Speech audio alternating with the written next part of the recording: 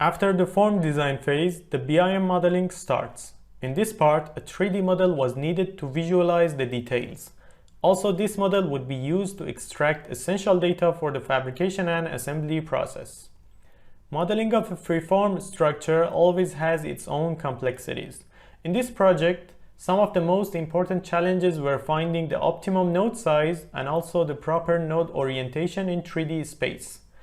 Another challenge with the freeform structures is the uniqueness of each element's shape. These complexities required a special modeling process.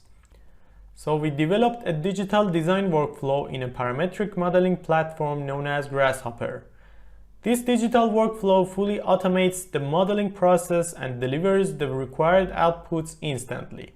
The workflow starts with getting two general inputs from the user. First, the wire mesh, which is the result of the form design phase, and second, some numerical inputs about bamboo, CNC machine, screws, and node design preferences. After receiving these data and processing them, it outputs a fully detailed 3D model including labels for each element. This means that it can also be used as a coordination model in the assembly process. The second output is the shop drawing of the nodes and handles. This part will be milled from plywood sheets with a 3-axis CNC machine. Also, the shop data of bamboo is delivered. This data is used for sawing bamboos and drilling them with a rotary CNC machine.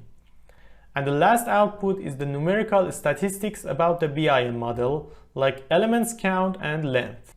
We utilize this digital workflow for comparing the final design alternatives and choosing the best one for the final fabrication process. We also use it in prototyping phase in order to generate the shop data and coordinate the assembly process.